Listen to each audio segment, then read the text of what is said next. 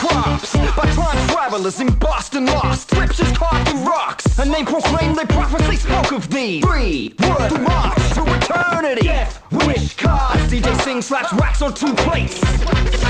Approaching the turns with the limits of buzz like rival rash in 5 states and 2 territories. Like to take command of the ultimate high ground. Battles that rage the longest days pound. A dancing armor that once kissing under the 12 moon. Lies concerned to reinstate my words for action. Now the die is cast. Cool kicking ass, I blast from the In the pursuit of a stolen life and dreams are held hostage. Keep on the touch of masses. I'm aligned with the almighty azimuth. As back alley beats meets the Sabbath. Industry, your myth, get with Aussie rap's mammoth. System the 4/5 in a hammock. Conceive this, the smashing of stages since 1990 prestigious. So we're all back to give this some. I'm Sereck, you're watching Hip Hop TV. Again, I'm Sereck, you're watching Hip Hop TV. DWC. We snap necks, we keep this whole shit in check. I hold this mic in the golden palm as I disarm it from any MC. I have a daughter and a son, my DJ is Murder One. Death Wish the Definitive from Death Wish Cast here with the crew. You're watching Hip Hop TV. Word up, this is Dicey, Death Wish Cast, and you're on Hip Hop TV, y'all. What's good, guys? I'm Foxy D, and you're watching Hip Hop TV. I am with Australian pioneers of the hip hop industry, Death Wish Cast. Now, just a bit of background on these guys, if you don't know, which you should if you're a fan of Australian hip hop, is that these guys were one of the first groups to start off in the Australian hip hop. They started back in 1990, and we're here down at Camptown in Sydney. How you doing, guys? Right, awesome. All good. Now, can I just ask, when you guys did start out, you know, American hip-hop had already been established, and did you ever question yourselves going down the hip-hop path with the accents and how the Australian community would respond to you guys? How did it all start out like that for you? No, you never ever think of that, I suppose, because you're so young and caught up, captivated by it, you know, so no, you won't even think that far ahead, you know. That's kind of a later point, like a maturity point, you know, where it all starts changing in a lifestyle. So when you guys first got together, it was you guys and DJ Vane. So when you first started out in the Australian hip-hop community, American hip-hop had already been established. So did you ever question yourself about going down that path, about how Australians would relate the accent, you know, it's a different accent to Americans? Did you ever question yourself going down that path? At the beginning of, in the early days, like say, you know, the early 80s, you just were just following everything you heard, seeing. So no, you never ever thought about it. You were just young and keen and doing it. But just later on, as you keep going with the music and wanting to do it more and wanting, you know, and meeting with people, I think it's just always meeting with people and enhancing what you have, you know. And later on, it come down that path, you know. As I said, it's maturity. Yeah, well, you brought out Mad as a Hatter on vinyl, and a German bid $430 on it. So how was that? For us, it was, you know, like kind of a bit surreal when we first heard about it, you know, but we've kind of taken it with a grain of salt, so to speak, you know, like we know it's a part of history in the sense, it was early times, you know, there wasn't much out at that time. Yeah, man, that was actually, you know, in demand in Europe.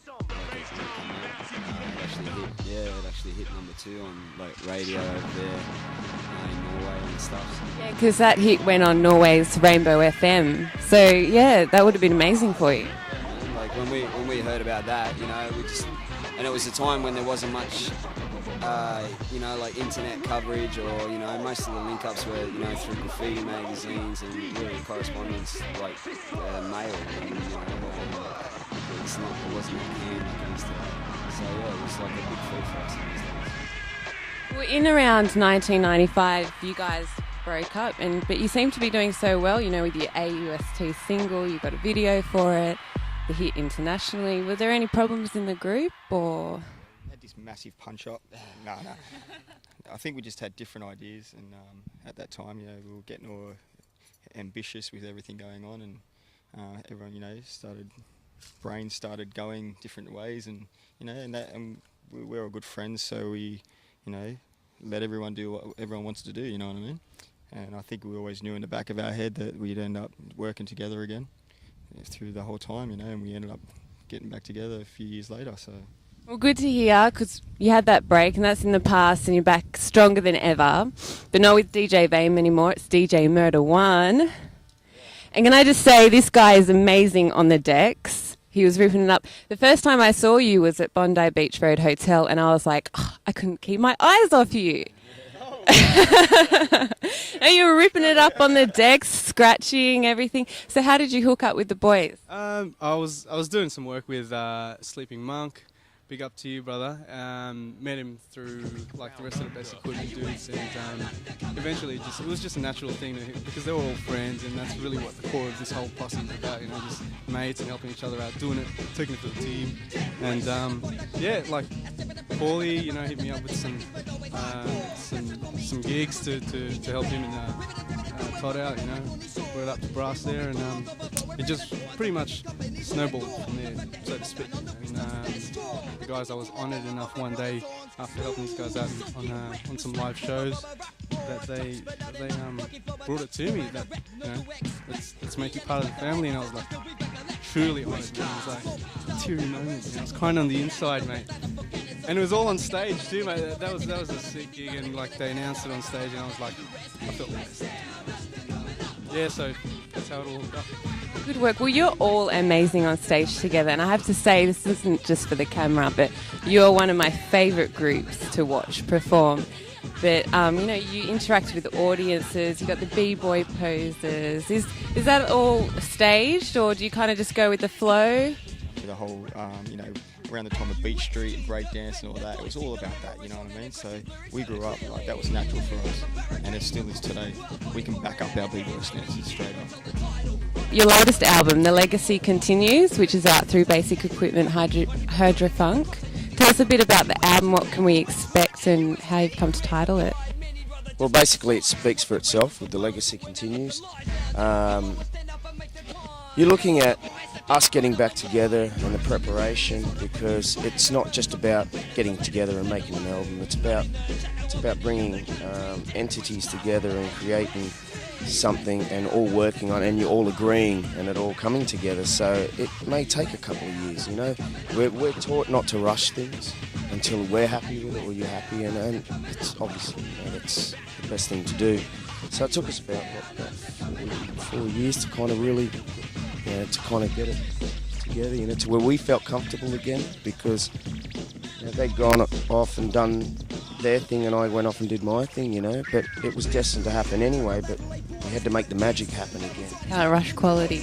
You can't do it, you know, and we make hip-hop albums, you know, we don't make kind of just a rap album. So, in a sense, yeah, and it's about bringing styles together as well, you know, your 3 styles and then bringing nerds together, you know, and it must happen naturally. So.